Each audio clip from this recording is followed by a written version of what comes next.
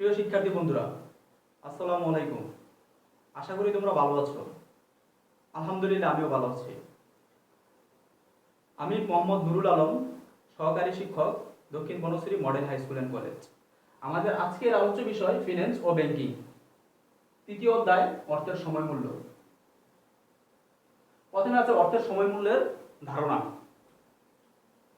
শিক্ষার্থী বন্ধুরা, তোমাদেরকে যদি বলা হয় আজকের 100 টাকা আগামী 1 বছর পরের 100 টাকা, দুটো কি সমান? অবশ্যই সমান নয়। তোমাকে যদি বলা হয় আজকে 100 টাকা নিবা নাকি আগামী 1 বছর পর 100 টাকা নিবা, তুমি কি করবা? তোমার কাছে আজকের 100 টাকাই কি অধিক গ্রহণযোগ্য। কেন? কারণ আজকের 100 টাকা আগামী 1 বছর পরের 100 টাকা, দুইটা তোমার কাছে কি একই সমান অর্থ বহন করে না। কেন বহন করে না? কারণ আজকের 100 টাকা তোমার কাছে অধিক গ্রহণযোগ্য। কেন গ্রহণ করে না সেটা আমরা অর্থের সময় অগ্রাধিকারের কারণ সেখানে বিশ্লেষণ করব। আবার তোমাদেরকে যদি বলা হয় যে আজকের 100 টাকা এবং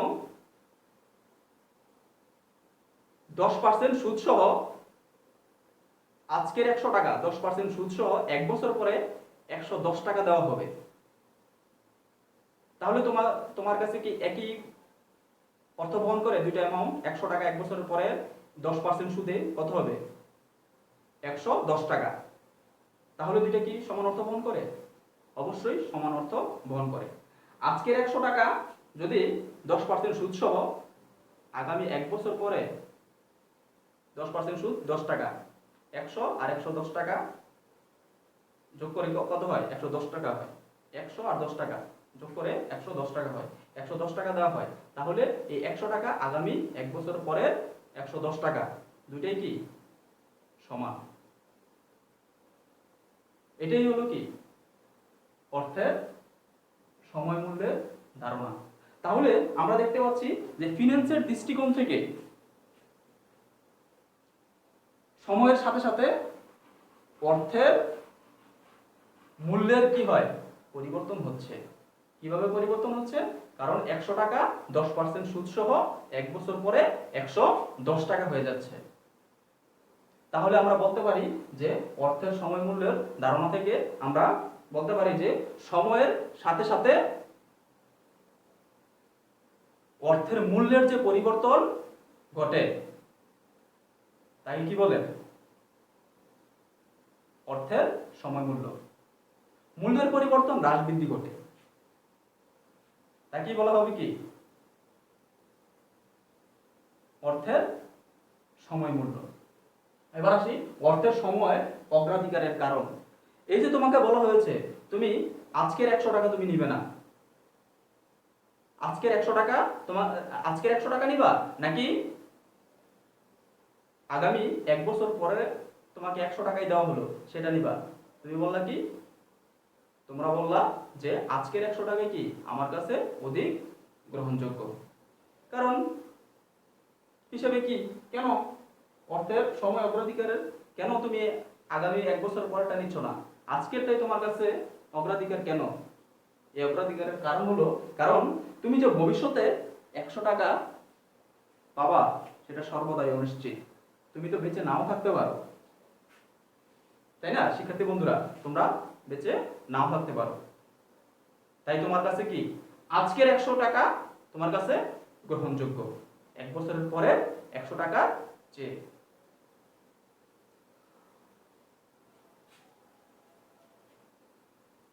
আবার আজকের টাকা তোমাকে কি করা হচ্ছে? আজকের টাকা তোমাকে ভোগ করার সুযোগ দিচ্ছে।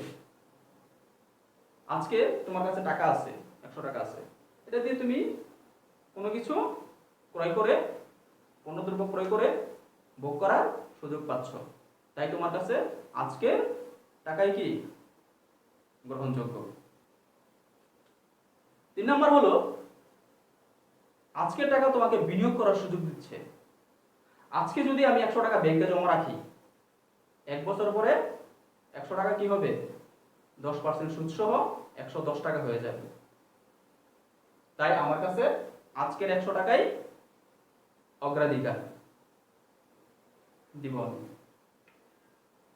চতুর্থত, মুদ্রাস্ফীতি।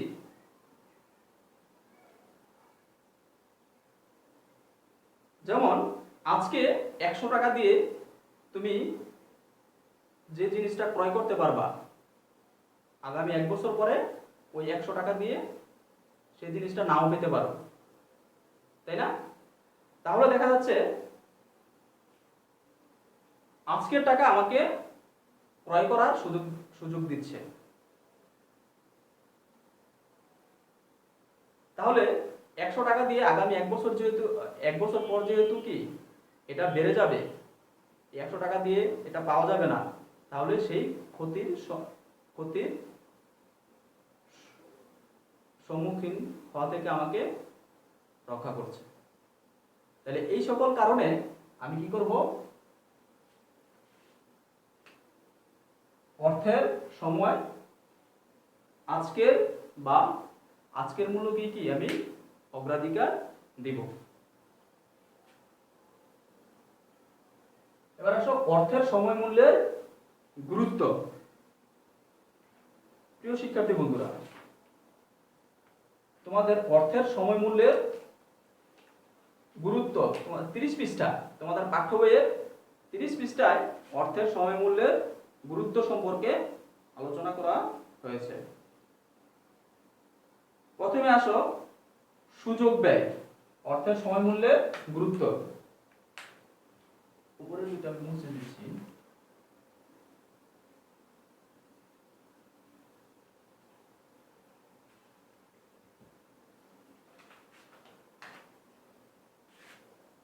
এক নাম্বার আছে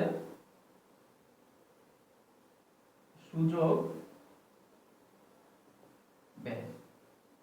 ফিন্যান্সের দৃষ্টিতে সুযোগ ব্যয় কি? সুযোগ ব্যয় হলো, মনে করো তোমার সামনে দুইটা বিনিয়োগ প্রকল্প আছে। একটা প্রকল্প হলো যে তোমার কাছে, মনে করো তোমাদের কাছে 5 লক্ষ টাকা আছে। এই টাকা দিয়ে যদি তুমি জমি কিনো, জমি ক্রয় করো, তাহলে 5 বছর পরে সেটার মূল্য দ্বিগুণ হবে। আরেকটা প্রকল্প হলো এই 5 লক্ষ টাকা দিয়ে জমি না কিনে ব্যাংকে রাখার সিদ্ধান্ত নিয়েছ। তো ব্যাংক তোমাকে 10% সুদ দিবে। তাহলে 5 লক্ষ টাকা দ্বিগুণ হবে। আর ব্যাংকে টাকা জমা রাখলে 5 বছরের জন্য ব্যাংকে টাকা জমা রাখলে সেই টাকা সুদ সহ কত হবে? তোমার কাছে এরকম দুইটা প্রকল্প আছে। এখন তুমি জমি কিনবা নাকি ব্যাংকে টাকা জমা রাখবা? যে কোনো একটা প্রকল্প তোমাকে হাতে নিতে হবে, আর একটা প্রকল্প কি করতে হবে? তোমাকে ত্যাগ করতে হবে। কারণ দুইটাতেই কি 5 লক্ষ টাকা দিয়ে একসাথে তুমি বিনিয়োগ করতে পারবে না। তোমার কাছে যেটা বেশি গ্রহণযোগ্য হবে সেটাকেই তুমি বেছে নিবা। তাহলে একটি প্রকল্প রেখে আরেকটি প্রকল্প ত্যাগ করে বিনিয়োগ করাকেই কি বলে? সুযোগ ব্যয় বলে। তাহলে সুযোগ ব্যয় হলো একটি প্রকল্পে যদি একাধিক প্রকল্প থাকে, তাহলে একটা প্রকল্পকে ত্যাগ করে অন্য একটি প্রকল্প বেছে নেওয়াকে কি বলে? বেছে নিয়ে বিনিয়োগ করা হলে সেটাকে কি বলে? সুযোগ ব্যয়। এখন আসো, এই যে সুযোগ ব্যয়, তুমি কোন প্রকল্প হাতে নিবা সেটা তোমাকে অর্থের সময় মূল্য ব্যবহার করে তোমাকে সিদ্ধান্ত নিতে হবে যে তোমার কাছে কোন প্রকল্পটি লাভজনক। এটা আমরা খুব সহজেই বের করতে পারি। সেটা রুল 72 নামে পরিচিত। তো আমি বলছিলাম কি, জমি কিনলে জমিতে কি হবে 5 বছরে দ্বিগুণ হবে।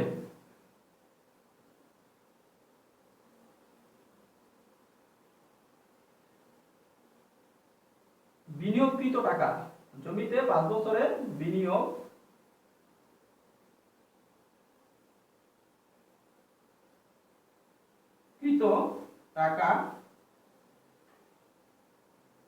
দ্বিগুণ হবে। আর ব্যাংক কি করবে? ব্যাংক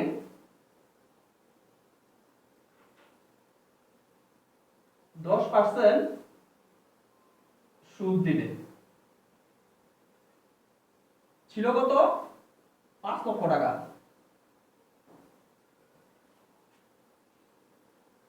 5 লক্ষ টাকা জমিতে 5 বছরে কি হবে?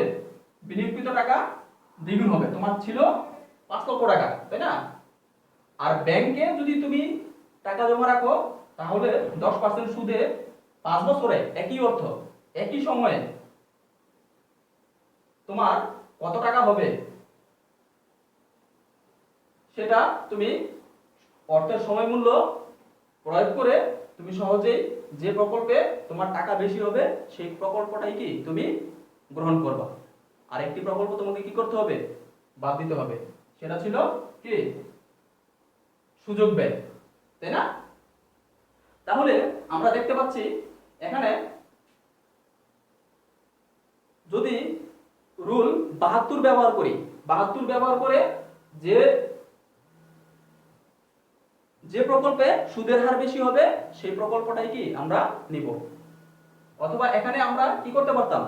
এখানে আমরা টাকার মূল্য কি বের করতে পারতাম, সেটা অন্য একটা সূত্র ব্যবহার করে। কিন্তু 72 ব্যবহার করে আমরা সহজেই কি করতে পারি? যে কোনটাতে সুদের হার বেশি সেটা আমরা বের করতে পারি।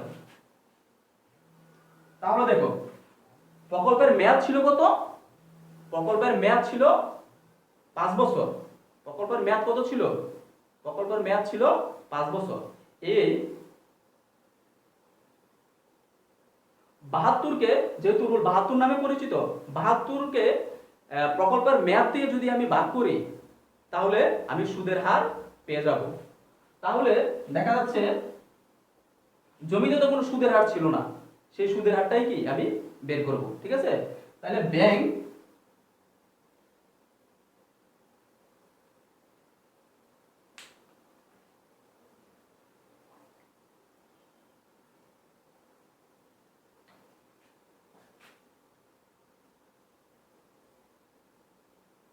সুদ দিবে কত?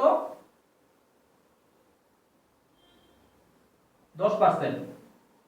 এবং জমির সুদের হার দেখো, জমিতে যে বলা হয়েছে যে টাকা দ্বিগুণ হবে, কিন্তু আমি সুদের হারের পার্থক্য বের করে কি কোন প্রকল্পটা ত্যাগ করব সেটা আমি রুল 72 দিয়ে কি বের করতে পারবো। জমিতে তো কি ছিল? মেয়াদ ছিল, তাই না? তাইলে জমিতে হবে কত? জমিতে সুদের হার, এই 72কে আমি মেয়াদ দিয়ে ভাগ দিব। বাদ দিলে 14.4% হবে। বুঝতে পারছো? 14 কি হবে? 4% হবে। তাহলে দেখা যাচ্ছে ব্যাংক সুদ দিবে আমাকে 10%, আর জমিতে সুদের হার কত আমার? 14%। তাহলে আমি কোন প্রকল্পটি নিব? অবশ্যই জমি কেনার সিদ্ধান্ত নিব। তাহলে ব্যাংক আমি কি করব? ব্যাংকে যে প্রকল্পটি আছে সেটা আমি ত্যাগ করব। এটাই হলো কি সুযোগ ব্যয়। ঠিক আছে? আবার আসো,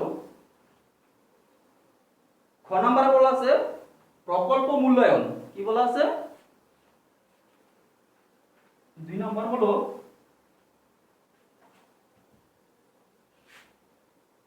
প্রকল্প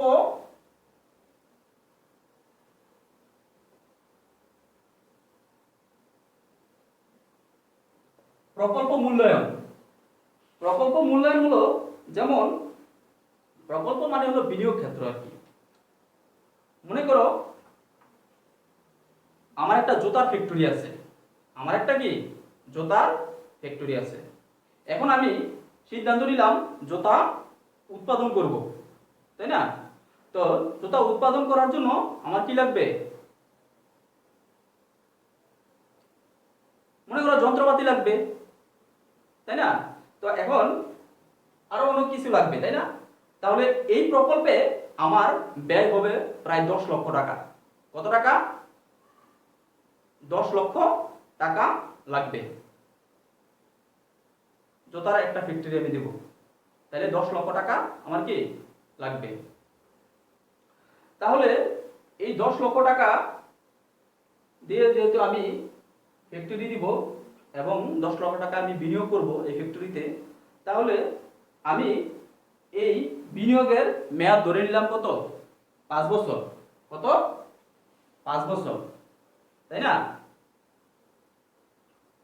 তাহলে এই যে 5 বছর আমি ধরে নিলাম, তাহলে 5 বছর আমি তো জুতা বিক্রি করব, তাই না? তাইলে এই 5 বছরে আমার কি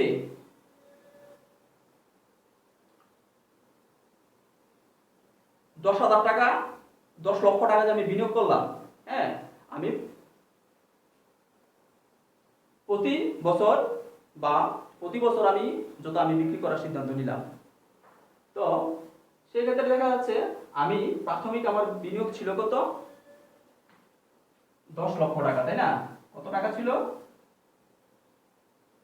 এই 10 লক্ষ টাকা। বিনিয়োগের মেয়াদ কত?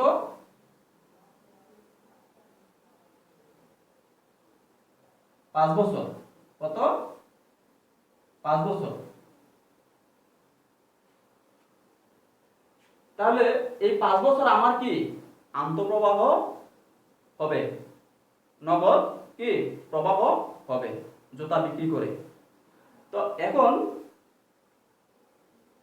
এই যে 5 বছর আমার টাকাগুলো আসবে, যে পরিমাণ টাকা আমার আসবে সেটা আমি কি আগেই কি পূর্বানুমান করব। সেটা পূর্বানুমান করে আমাকে কি করতে হবে? বাট্টাকরণ করে এই 10 লক্ষ টাকার বর্তমান মূল্যে কি করতে হবে? রূপান্তর করতে হবে। রূপান্তর করে দেখব যে আমার এই 10 লক্ষ টাকা আমার এই বিনিয়োগকৃত টাকার চেয়ে ওই যে নগদ যে আমার প্রবাহ হবে, যে টাকা জুতা বিক্রি করে আমার আসবে, সেই টাকা বর্তমান মূল্যে সমান হয় কিনা। যদি এই টাকার বিনিয়োগকৃত টাকার সমান বা তার চেয়ে বেশি হয়, তাহলে আমি কি করব? প্রকল্পটা নিব। এটাই ছিল আমার প্রকল্প মূল্যায়ন। অর্থের সময় মূল্য ব্যবহার করে আমি কি করব? এভাবে প্রকল্প মূল্যায়ন করব। ঠিক আছে শিক্ষার্থী বন্ধুরা, এটা বোঝা গেল।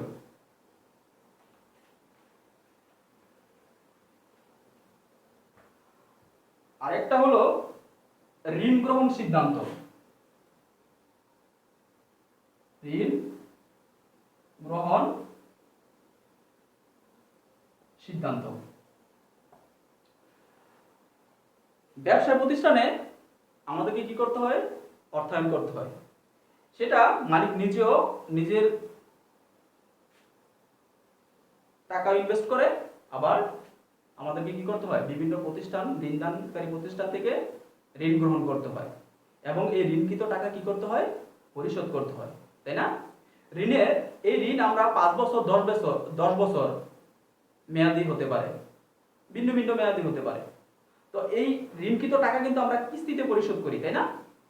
তো এই পরিশোধকৃত টাকা ঋণের মেয়াদ ভেদে বিভিন্ন রকম হয়ে থাকে। কারণ 5 বছর মেয়াদি ঋণের কিস্তি আর 10 বছর মেয়াদি ঋণের কিস্তি কি সমান হবে না, ভিন্ন ভিন্ন হয়ে থাকে। তো এইভাবে আমাদেরকে কি করতে হয়? আমাদের ঋণ গ্রহণ করে ঋণ পরিশোধ ক্ষমতা যাচাই করার জন্য, যেহেতু কিস্তিতে ঋণ পরিশোধ করব, সেই ঋণকৃত টাকার কিস্তির পরিমাণ কত হবে সেটা আমরা নির্ণয় করি। যদি আমরা সঠিক কিস্তি নির্ণয় করতে না পারি, তাহলে কি ব্যবসা প্রতিষ্ঠান দেউলিয়া হয়ে যেতে পারে। তাই অর্থের সময় মূল্য ব্যবহার করে আমরা কি ঋণের সঠিক কিস্তি নির্ধারণ করে থাকি। কিস্তি যদি আমাদের সহনীয় হয় তাহলে আমরা সিদ্ধান্ত নেই যে ঋণ গ্রহণ করব কি না। তাহলে অর্থের সময় মূল্যের গুরুত্ব আমাদেরকে সুযোগ ব্যয় জানার সুযোগ দিচ্ছে। তারপরে কি প্রকল্প মূল্যায়ন করতে সহায়তা করছে, ঋণ গ্রহণ সিদ্ধান্ত নিতে আমাদেরকে অর্থের সময় মূল্য কি সহায়তা করে থাকে। ঠিক আছে বন্ধুরা, এবার আসো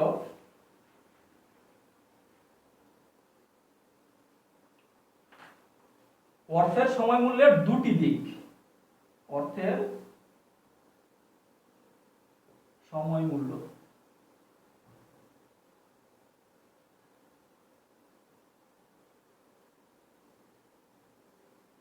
দুটি দিক, একটা হলো অর্থের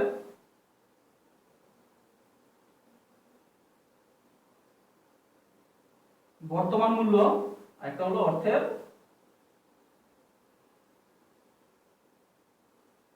ভবিষ্যৎ মূল্য। ঠিক আছে শিক্ষার্থী বন্ধুরা, তাহলে অর্থের বর্তমান মূল্য বলতে আমরা কি বুঝি?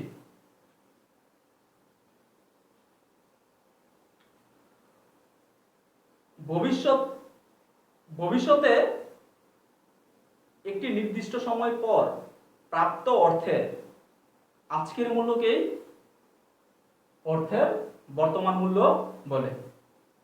উদাহরণ হিসেবে বলা যেতে পারে, মনে করো তুমি 5 বছর পরে 10,000 টাকা পেতে চাও, তাহলে এই 10,000 টাকা আজকের মূল্য কত? সেটাই হলো কি অর্থের বর্তমান মূল্য, অর্থের ভবিষ্যৎ মূল্য। অর্থের ভবিষ্যৎ মূল্য হলো বর্তমানে কিছু টাকা যদি আমি ব্যাংকে জমা রাখি, তাহলে একটি নির্দিষ্ট সময় পর নির্দিষ্ট সুদের হারে কত টাকা হবে সেই মূল্যকেই অর্থের ভবিষ্যৎ মূল্য বলা হয়। আজকে যদি আমি 10,000 টাকা ব্যাংকে জমা রাখি 10% সুদে,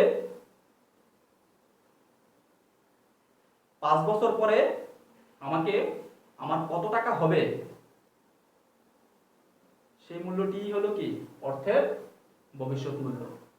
তাহলে অর্থের বর্তমান মূল্য এবং ভবিষ্যৎ মূল্য সম্পর্কে আমরা জানলাম। তাহলে আমরা কিন্তু একটা বিষয় এখানে ক্লিয়ার, যে উদাহরণ যখন আমি বললাম যে অর্থের বর্তমান মূল্য, ভবিষ্যতে প্রাপ্ত টাকার আজকের মূল্য কত, সেটা আমরা সূত্রের মাধ্যমে সূত্রের মাধ্যমে আমরা বের করব। প্রিয় শিক্ষার্থী বন্ধুরা, 31 পৃষ্ঠায় তোমাদের অর্থের সময় মূল্য, বর্তমান মূল্য, ভবিষ্যৎ মূল্য কিভাবে বের করে সেই সূত্রগুলো দেওয়া আছে। আমি একসাথে করে দিচ্ছি তোমাদের সুবিধার জন্য।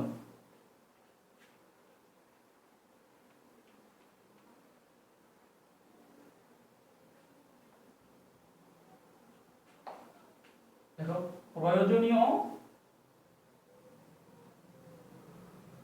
সূত্র।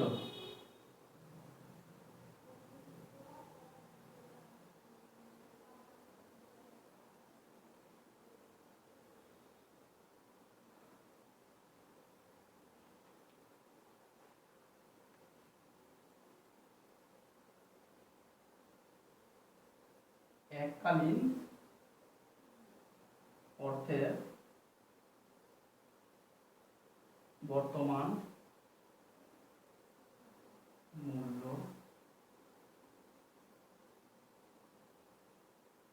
ও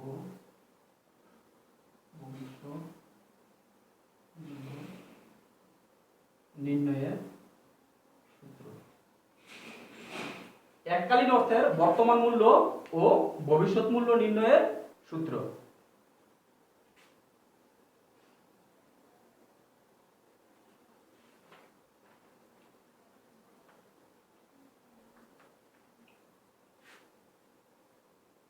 সূত্র 1, এফবি। এফবি হলো ফিউচার ভ্যালু বা ভবিষ্যৎ মূল্য। পিবি পিবি হলো প্রেজেন্ট ভ্যালু, বর্তমান মূল্য, ইনটু 1 যোগ আই পাওয়ার এন। ঠিক আছে শিক্ষার্থী বন্ধুরা, এখন এই সূত্রগুলোর আমি লিখে দিচ্ছি। 2 নাম্বার,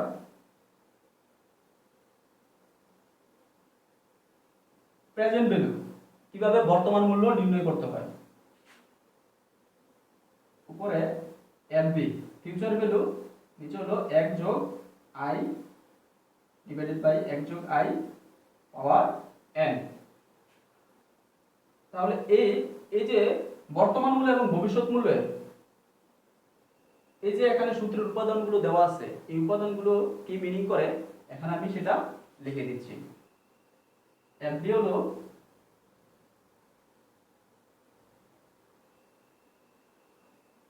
ভবিষ্যৎ মূল্য, পিবি হলো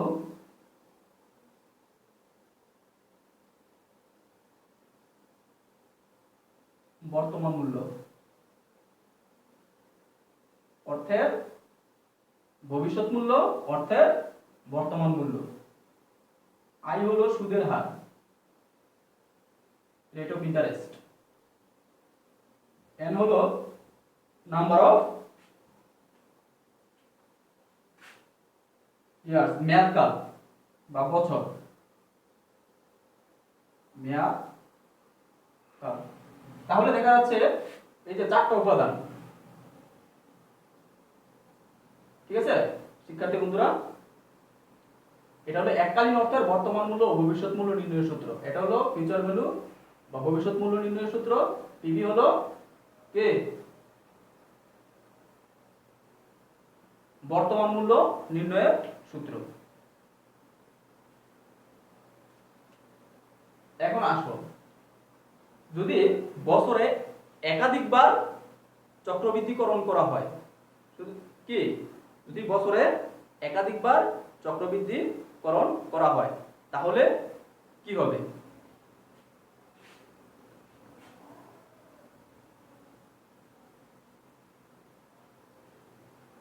তাহলে সেই সূত্রটা আমি লিখে দিচ্ছি, সেটা হবে সূত্র 4।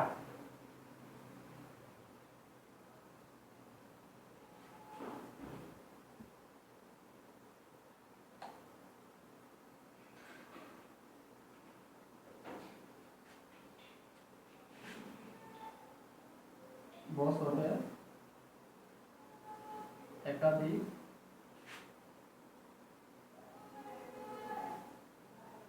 চক্রবৃদ্ধি করণ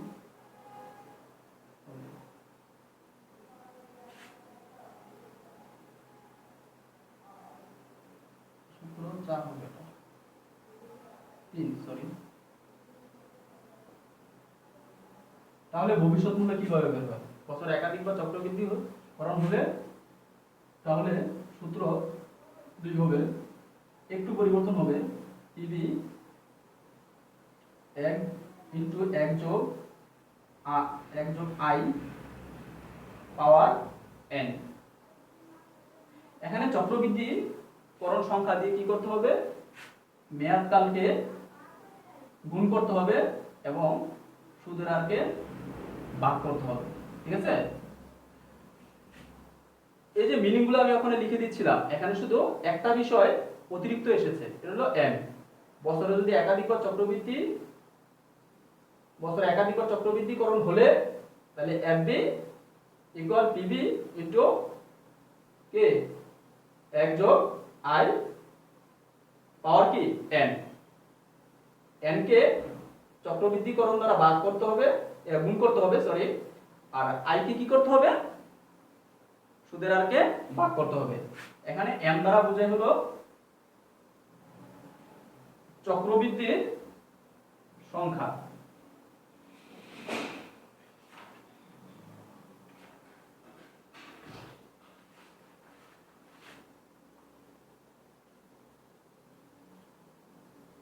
বছরে চক্রবৃদ্ধির সংখ্যা। ওকে, আর যদি প্রেজেন্ট ভ্যালু বের করি একাধিকবার চক্রবৃদ্ধিকরণ হলে সূত্র একই থাকবে, এটা কিন্তু এককালীন অর্থে, ঠিক আছে। পরে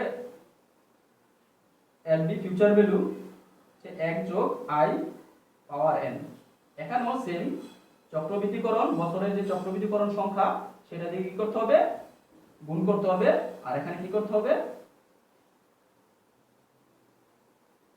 n দ্বারা ভাগ করতে হবে। প্রিয় শিক্ষার্থী বন্ধুরা, এই ছিল বছরে একাধিকবার যদি চক্রবৃদ্ধিকরণ করা হয় তাহলে আমরা সূত্রগুলোকে এইভাবে প্রয়োগ করব, ঠিক আছে। এখন আসো, এই যে আমাদের সূত্র, এখানে কিন্তু সুদের হার, বারবার আমি বলতেছি যে চক্রবৃদ্ধিকরণ চক্রবৃদ্ধিকরণ, আসলে চক্রবৃদ্ধিকরণ কি, কিভাবে চক্রবৃদ্ধিকরণ হয়, সেই চক্রবৃদ্ধিকরণ তোমাদের জানার প্রয়োজন আছে না? অবশ্যই জানার প্রয়োজন আছে।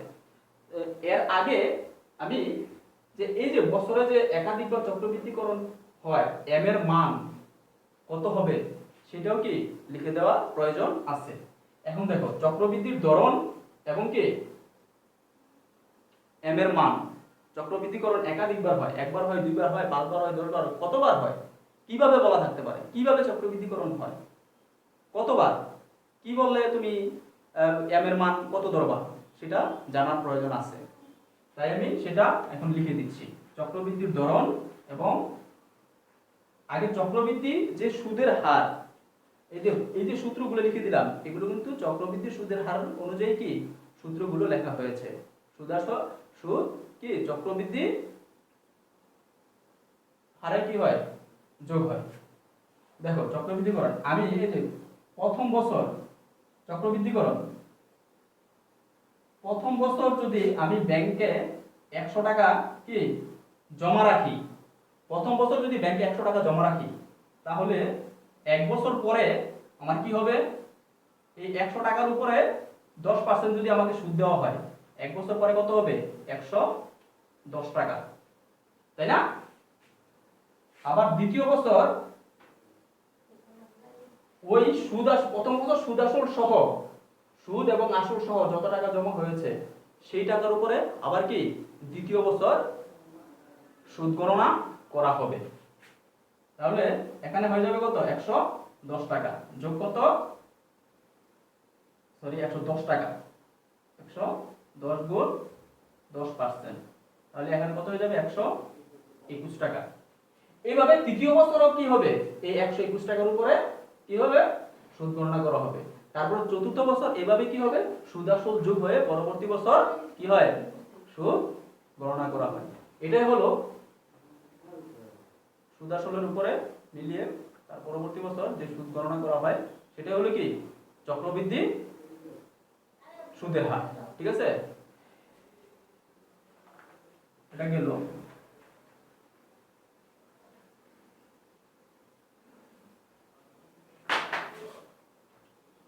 প্রিয় শিক্ষার্থী বন্ধুরা, এখন আমি ওই যে m এর মান, চক্রবৃদ্ধির ধরন অনুযায়ী m এর মান কত হয় সেটা দেখাবো। তোমরা এটা লিখে নিবা চার্ট করে।